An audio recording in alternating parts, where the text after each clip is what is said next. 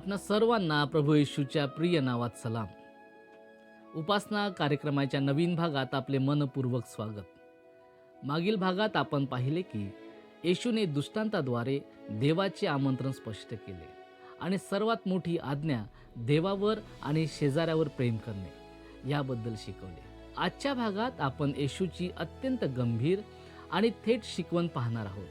येथे येशू शास्त्री आणि परुषी यांच्या ढोंगीपणावर कठोर शब्दात टीका करतो. ते लोकांना नियम शिकवतात पण स्वतः त्यांचे पालन करीत नाहीत. ते बाहेरून धार्मिक दिसतात पण त्यांच्या अंतःकरणात अभिमान आणि दुष्टता भरलेली असते. येशू हाय तुम्हावर अशा शब्दात त्यांना इशारा देतो आणि खऱ्या धार्मिकतेचा अर्थ स्पष्ट करतो. तो केवळ बाह्य आचरण नाही तर अंतःकरणातील शुद्धता, नम्रता आणि प्रामाणिकता आहे. या भागातून आपण शिकणार आहोत की देवाला खरे आणि प्रामाणिक जीवन प्रिय आहे आणि ढोंगीपणा त्याला मान्य नाही. तर चला आजच्या वचनाच्या अभ्यासाला आपण सुरुवात करूया.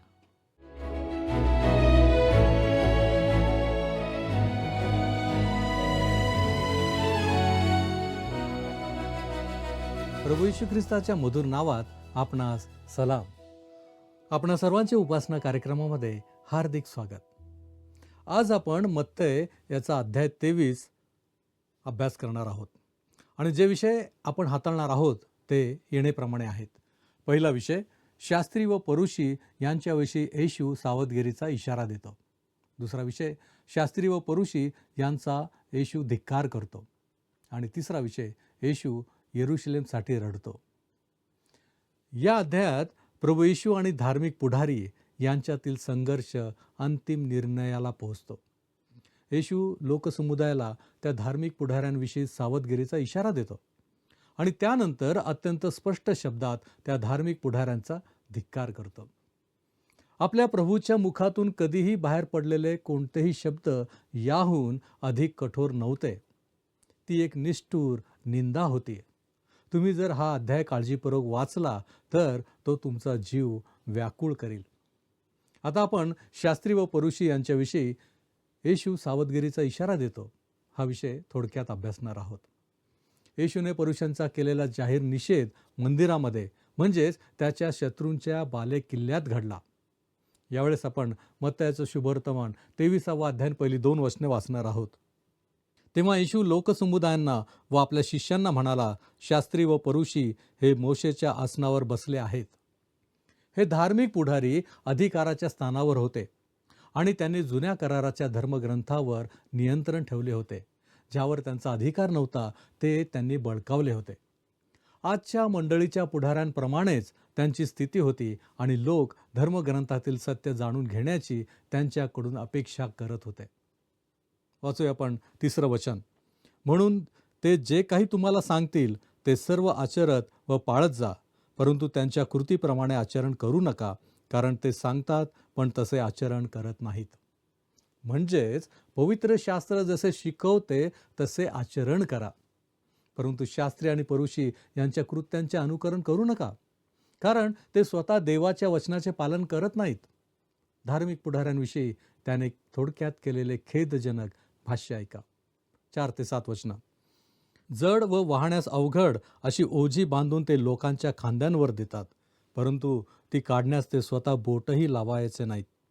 आपली सर्व कामे लोकांनी पाहावीत म्हणून ते ती करतात. ते आपली मंत्र पत्रे रुंद व आपले गोंडे मोठे करतात. जेवणावळीतील श्रेष्ठ स्थाने, सभास्थानातील श्रेष्ठ आसने, बाजारात नमस्कार घेणे व लोकांकडून गुरुजी म्हणून घेणे त्यांना आवडते. या लोकांना पदे मिळवायला आवडत असे. लोकांनी आपल्याला ओळखावे असे त्यांना वाटत असे. विशिष्ट प्रकारचे धार्मिक पोशाख आणि वेश परिधान करायला त्यांना आवडत असे, ज्यामुळे ते इतर लोकांपेक्षा वेगळे उठून दिसत आणि त्यांच्या उच्च स्थानाकडे लोकांचे लक्ष वेधले जात असे. आमचा प्रभू या सर्व गोष्टींचा निषेध करत आहे. पुढे आपण जाऊया. 8 वचन. तुम्ही तर आपणास गुरुजी म्हणवून घेऊ नका, कारण तुमचा एकच गुरु म्हणजे ख्रिस्त आहे व तुम्ही सर्व भाऊ भाऊ आहात. तुम्ही तर आपणास गुरुजी म्हणून घेऊ नका, ज्याचा अर्थ शिक्षक असा होतो. मंडळीमध्ये पालकांना काही प्रमाणात आदर व सन्मान मिळणे साहजिकच आहे. तरीही ते इतर कोणाहीपेक्षा वेगळे नाहीत. ते तुमच्यापैकीच एक बंधू आहेत. 9 आणि 10 वचन यावेळेस आपण वाचूया. पृथ्वीवरील कोणाला आपला पिता म्हणू नका, कारण तुमचा पिता एक आहे, तो स्वर्गीय आहे. तसेच आपणास स्वामी म्हणून घेऊ नका, कारण तुमचा स्वामी एक आहे, तो ख्रिस्त होय. पिता म्हणजे जीवन देणारा. आध्यात्मिक बाबींमध्ये एखाद्या पुरुषाला पिता संबोधने म्हणजे त्याला आध्यात्मिक जीवन देणारा म्हणून देवाच्या स्थानी बसवण्यासारखे आहे. हे देवाची निंदा करणारे कृत्य आहे. केवळ देव जो बाप तोच जीवन देतो. स्वामी म्हणजे अधिकाराच्या पदावर असलेला व्यक्ती. आज मंडळीचे मस्तक म्हणून अधिकाराच्या पदावर विराजमान असलेला एकमेव स्वामी हा ख्रिस्त आहे. वाचूया 11 आणि 12 ही वचने. पण तुमच्यामध्ये जो मोठा असेल त्याने तुमचा सेवक व्हावे. जो कोणी स्वतःला उंच करील तो नमविला जाईल, आणि जो कोणी स्वतःला नमविल तो उंच केला जाईल. तुम्हाला सर्वात श्रेष्ठ व्हायचे असेल तर सर्वांचे सेवक व्हा. आता आपण शास्त्री व परुषी यांचा येशू धिक्कार करतो या विषयाचा थोडक्यात अभ्यास करणार आहोत. येथे आपण पाहतो की नम्र स्वभावाचा येशू देवाच्या वचनातील अत्यंत कठोर भाषा वापरत आहे. जुन्या करारातील कोणत्याही संदेष्टाने पापाचा जितका निषेध केला नसेल इतका प्रभू येशू करतो. काही वर्षांपूर्वी मोठ्या शहरातील एका आंदोलनात एका फलकावर असे लिहिले होते, येशू हवा पण चर्च नको. ह्यावर एका नेत्याने भर देत म्हटले, चर्च लोकांबद्दल गैरसमज पसरवत आहे की आमच्या पिढीला येशू हवा आहे, पण सध्याच्या स्वरूपातील चर्च नको आहे.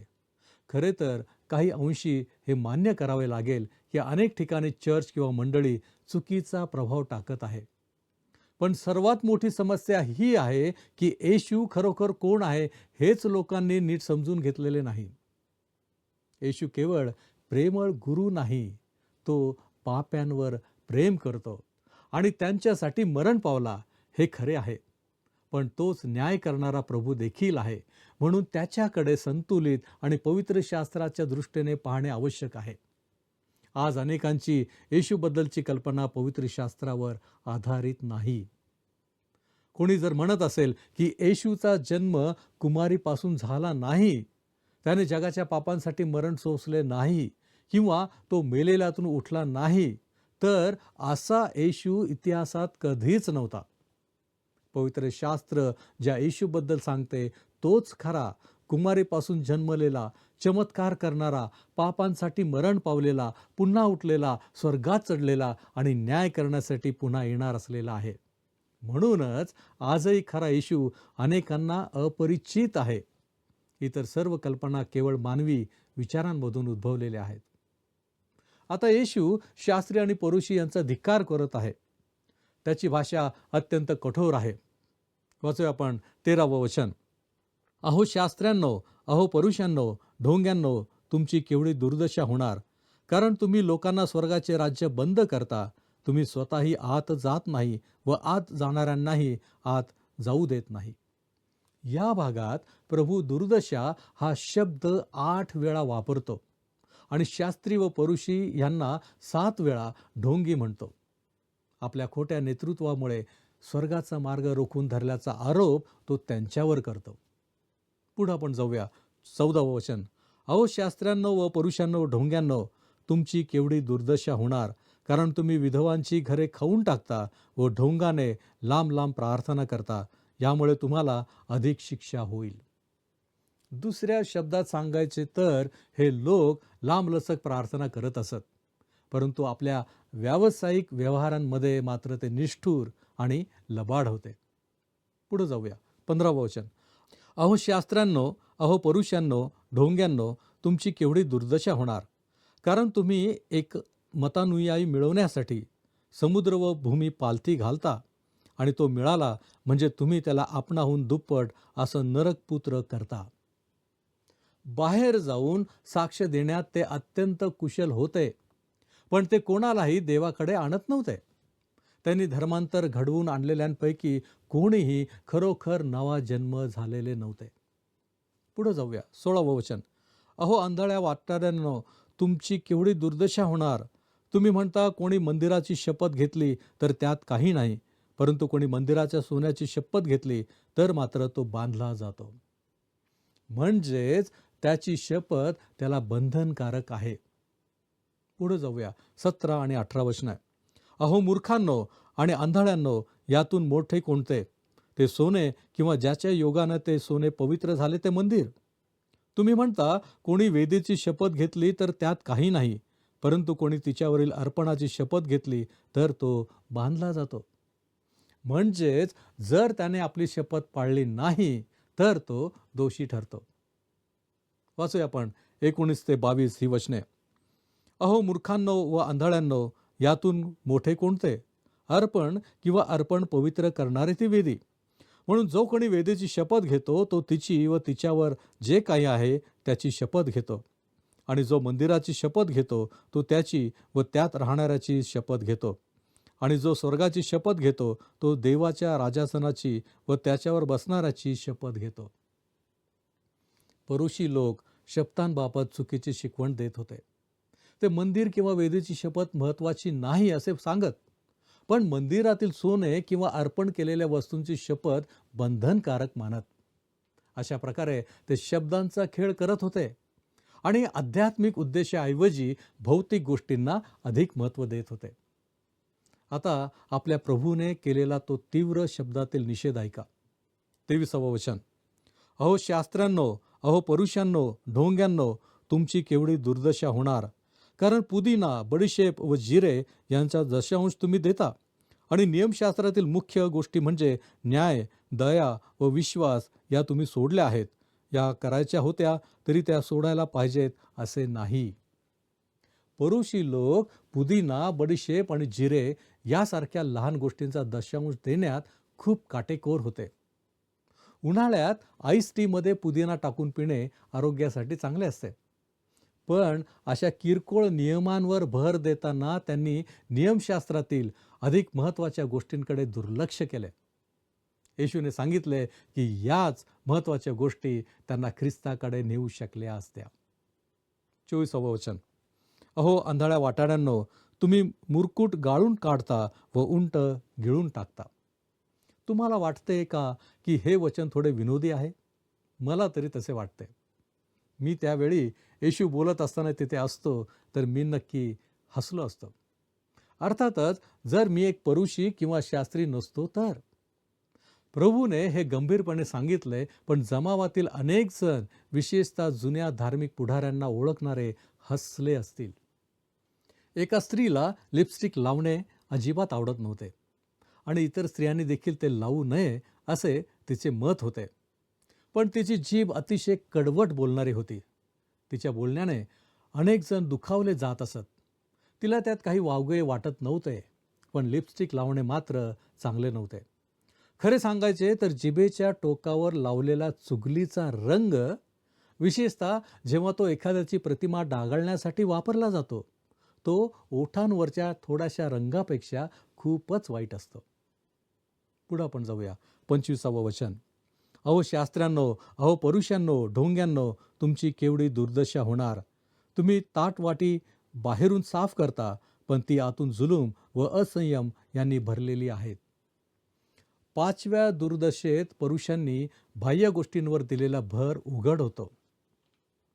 ते बाहेरून शुद्ध आणि धार्मिक दिसण्यावर लक्ष देत होते, पण अंतःकरणातील पाप आणि भ्रष्टता दुर्लक्षित करत होते. अगदी पाप हा शब्दही त्यांना नकोसा वाटायचा. येशूने दाखवून दिले की केवळ बाह्य विधी आणि औपचारिकता मन शुद्ध करू शकत नाहीत. पुरुषांनी सत्य आणि देवाऐवजी धार्मिक उपासनेच्या विधी पद्धतीला अधिक प्राधान्य दिले. पुढे आपण जाऊया 26वं वचन. अरे आंधळ्या पुरुषा, आधी वाटी आतून साफ कर, म्हणजे ती बाहेरूनही साफ होईल. येशूविषयी गैरसमज करून घेऊ नका.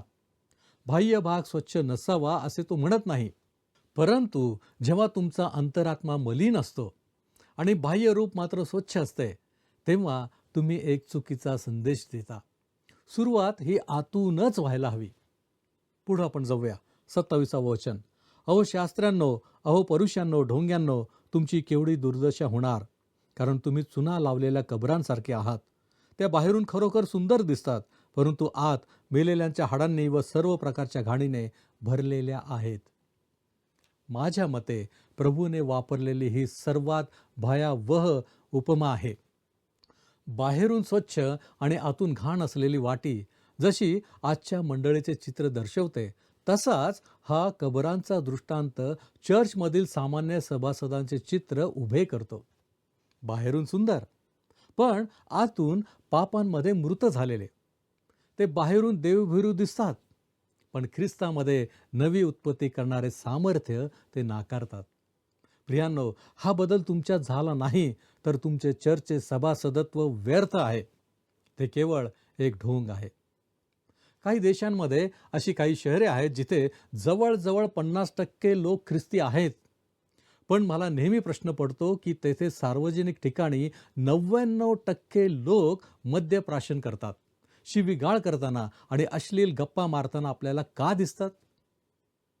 आपल्या अवतीभोवती संगमरवरी कबरीच कबरी फिरत आहेत. आत्मिक प्रेतात्मे जे अपराध आणि पापांमुळे मृतवत झाले आहेत. पुढे जाऊया. 28वं वचन. तसे तुम्हीही बाहेरून लोकांना नीतिमान दिसता, परंतु आत ढोंगाने व अनीतीने भरलेले आहात. पहा, येशू धार्मिक पुढाऱ्यांचा कठोर शब्दात निषेध करतो आणि त्यांच्या चुकीच्या वर्तनाकडे लक्ष वेधतो. खऱ्या अर्थाने सत्य शिकवणाऱ्या लोकांना पाठिंबा देणे गरजेचे आहे, कारण अशा विश्वासू आणि वचनानुसार जीवन जगणाऱ्या माणसांची आज अत्यंत आवश्यकता आहे. यावेळेस आपण पुढे जाऊया. 29 ते 32 ही वचनं आपण वाचणार आहोत. अहो शास्त्र्यांनो, अहो परुषांनो, ढोंग्यांनो, तुमची केवढी दुर्दशा होणार, कारण तुम्ही संदेष्टांच्या कबरा बांधता व नीतिमान लोकांची थडगी सजवता आणि म्हणता, आम्ही आपल्या पूर्वजांच्या काळात असतो तर संदेष्टांचा रक्तपात करण्यात त्यांचे साथीदार झालो नसतो. यावरून तुम्ही संदेष्टांचा घात करणाऱ्यांचे पुत्र आहात अशी तुम्ही स्वतःविरुद्ध साक्ष देता. तेव्हा तुम्ही आपल्या पूर्वजांचे माप भरा. आज आपणही तेच करत आहोत. देवाचे महान सेवक, पाळक, सुवार्तिक, मिशनरी त्यांच्या काळात निंदा आणि उपहास सहन करतात, पण नंतर त्यांनाच सन्मान मिळतो. Charles Spurgeon, D L. Moody, Reuben A Torrey यांच्या बाबत हेच घडले. प्रभू येशूला मानवी स्वभाव चांगलाच ठाऊक होता आणि तो अजूनही बदललेला नाही. तुम्ही संदेष्टांच्या कबरा बांधता व नीतिमान लोकांची थडगी सजवता. तेव्हा तुम्ही आपल्या पूर्वजांचे माप भरा. भूतकाळातील संदेष्टांचा सन्मान करणारे हेच धार्मिक पुढारी लवकरच त्यांच्याशी बोलणाऱ्या देवाच्या पुत्राला वधस्तंभावर खिळण्यासाठी रोमी लोकांना प्रवृत्त करणार होते. आता हे ऐकून तुम्ही पांढरे फट्ट पडाल. 33वं वचन. अहो सापांनो, सापांच्या पिल्लांनो, तुम्ही नरकदंड कसा चुकवाल? याहून कठोर भाषा असू शकते का? सापांच्या पिल्लांनो असे म्हणताना येशू त्यांचा दुटप्पी आणि दुष्ट स्वभाव उघड करतो. जो ख्रिस्ताला नाकारतो त्याचा देव स्वीकार करत नाही. योहानाचं शुभवर्तमान 1 अध्याय आणि 12 वचनानुसार देवाचे मूल होण्याचा एकमेव मार्ग म्हणजे ख्रिस्ताला स्वीकारणे. मग त्याच्या या वचनांमध्ये प्रभू येशू अत्यंत स्पष्ट आणि कठोर शब्दात बोलत आहे, जे अनेकांना रुचणार नाही. येशू हा केवळ एक मृदू प्रतिमा नव्हता. तो प्रीतीने पापांसाठी मरण सोसण्यास आला, पण जो त्याला नाकारतो त्याच्यासाठी तो न्यायाधीश ठरतो. पुढे जाऊया. 34 आणि 35 वचने. म्हणून पहा, मी तुमच्याकडे संदेष्टे, ज्ञानी व शास्त्री यांना पाठवतो. तुम्ही त्यांच्यातील कित्येकांना जीवे माराल व वधस्तंभावर खिळाल आणि कित्येकांना तुम्ही आपल्या सभास्थानांमध्ये फटके माराल व नगरोनगरी त्यांचा पाठलाग कराल. यासाठी की नीतिमान हाबेल याच्या रक्तापासून वेदी व पवित्र स्थान यांच्यामध्ये ज्याला तुम्ही जीवे मारले, तो बरख्याचा पुत्र जखर्या याच्या रक्तापर्यंत सर्व नीतिमान लोकांचे जे रक्त पृथ्वीवर पाडण्यात आले आहे त्याचा दोष तुमच्यावर यावा. बहुधा जखर्याच्या वधाची घटना नुकतीच घडली होती. प्रभू हाबेलाच्या खुनापासून सुरुवात करून त्या काळापर्यंतचा इतिहास मांडतो आणि स्पष्ट सांगतो की नीतिमान लोकांचा नाश केल्याबद्दल देव इस्रायलाचा न्याय करेल. त्यामुळे सर्वजण शेवटी तारण पावतील या आजच्या मताला तो ठामपणे विरोध करतो. तो सांगतो की तसे होणार नाही. 36वे वचन, मी तुम्हाला खचित सांगतो या सर्व गोष्टी या पिढीवर येतील. इसवी सन 70 येरुशलेमच्या झालेल्या विनाशाचे भाकीत येशू करत आहे. त्यानंतर तो काय करतो? ज्याने हा तीव्र धिक्कार केला तोच आता येरुशलेमसाठी रडत आहे. आता आपण येशू येरुशलेमसाठी रडतो या विषयाचा थोडक्यात अभ्यास करू. त्यासाठी आपण वाचूया 37 आणि 38 ही वचने. येरुशलेमे, येरुशलेमे, संदेष्टांचा घात करणारे व तुझ्याकडे पाठवलेल्यांना धोंडमार करणारे, जशी कोंबडी आपली पिले पंखांखाली एकवटते तसे तुझ्या मुलाबाळांना एकवटायची कितीदा तरी माझी इच्छा होती, पण तुमची इच्छा नव्हती. पहा, तुमचे घर तुमच्यासाठी ओसाड सोडले आहे. येशूने विजयाने नगरात प्रवेश केला तेव्हा येरुशलेमेने त्याला नाकारले आणि आता तो त्यांना नाकारत आहे. तरीही तो त्या नगरासाठी रडत आहे. होय, त्याने त्यांचा धिक्कार केला, पण तो त्यांच्यावर प्रेमही करतो. येणाऱ्या न्यायाची त्याला जाणीव असल्यामुळे तो अश्रू ढाळतो. D.L. मुडी यांच्याबद्दल असे म्हटले जाते की ते नरकाविषयी उपदेश करण्यास पात्र असे एकमेव उपदेशक होते, कारण ते अतिशय कळकळीने उपदेश करत असत. तसेच येशूचे दुर्दशा होणार हे शब्द दुःखी अंतःकरणातून आले होते. तुम्हाला आठवते का की काहींना तो इर्मया आहे असे वाटले होते, कारण इर्मयाने देखील जुन्या करारात अतिशय कठोरपणे निषेध केला आणि तो रडला देखील होता. म्हणूनच आपणही कोणाचा निषेध करत असताना अंतःकरणाने दुःखी असणे आवश्यक आहे. पुढे आपण जाऊया. 39वे वचन, मी तुम्हाला सांगतो, आतापासून प्रभूच्या नावाने येणारा तो धन्यवादित असे तुम्ही म्हणाल, तोपर्यंत मी तुमच्या दृष्टीस पडणारच नाही. त्याचे बोलणे ऐकून केवळ धार्मिक पुढाऱ्यांनाच धक्का बसला असे नाही, तर त्याच्या शिष्यांना देखील धक्का बसला. त्यांना वाटले होते की येरुशलेम राजधानी असलेले राज्य तो स्थापन करेल, पण आता तो म्हणत आहे की त्यांचे घर उद्ध्वस्त होईल आणि प्रभूच्या नावाने येणारा तो धन्यवादित असे म्हणेपर्यंत ते त्याला पाहणार नाहीत. वधस्तंभाकडे जात असताना देखील तो त्याच्या दुसऱ्या येण्याची खात्री देतो आणि ह्या त्याच्या दुसऱ्या येण्याच्या वेळीच त्याचा खरा विजयाने प्रवेश होणार आहे. यावरून एक गोष्ट स्पष्ट होते की स्वर्गाचे राज्य तात्पुरते पुढे ढकलले गेले आहे.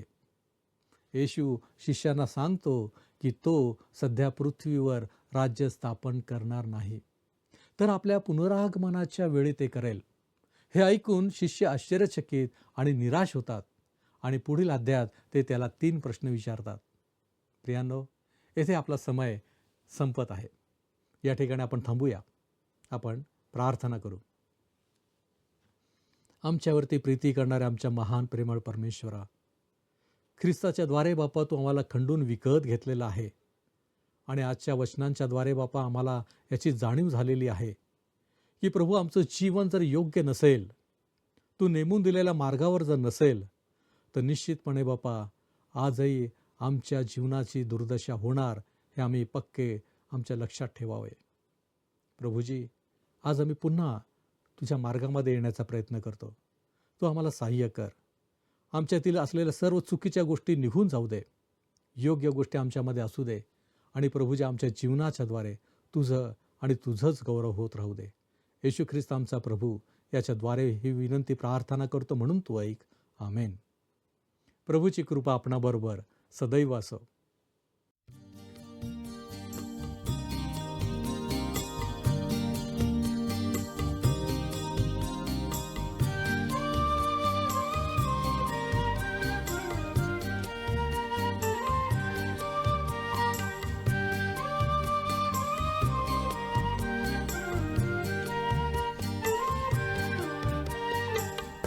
जीवनाची खाळे सुखदायी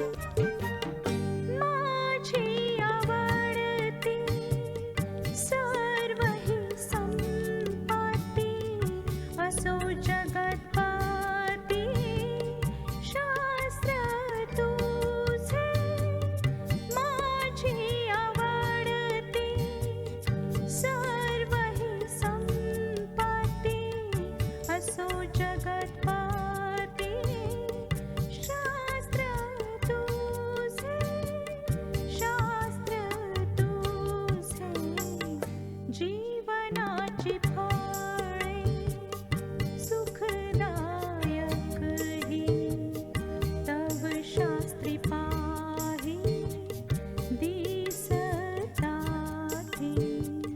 जीवनाची फळे.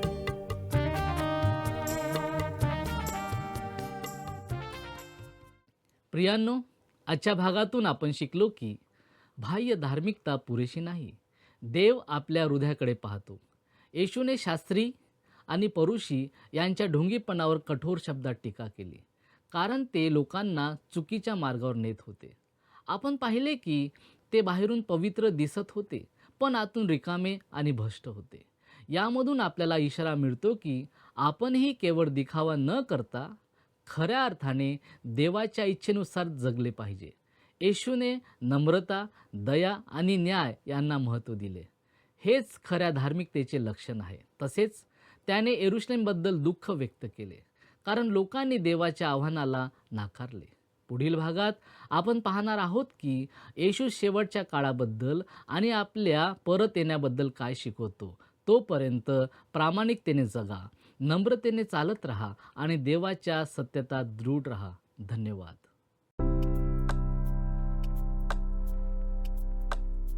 मागील कार्यक्रमातील प्रश्नाचे उत्तर आहे पर्याय डी. पवित्र राष्ट्र म्हणून ख्रिस्ती मंडळीला ओळखले जाते.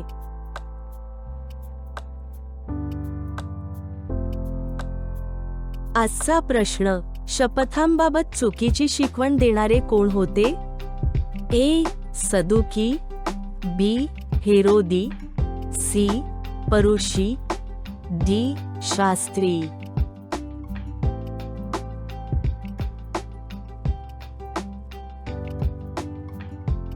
प्रियांनो, या प्रश्नाचे उत्तर उद्या सकाळी 6 वाजण्याच्या आधी पर्याय ए, बी, सी किंवा डी लिहून आपले नाव, पत्ता आणि ठिकाण यासोबत मोबाईल नंबर 7021474742 वर SMS किंवा व्हॉट्सॲप करा. हा कार्यक्रम आपणास आवडला काय? आता आम्हाला एक मिस कॉल करा.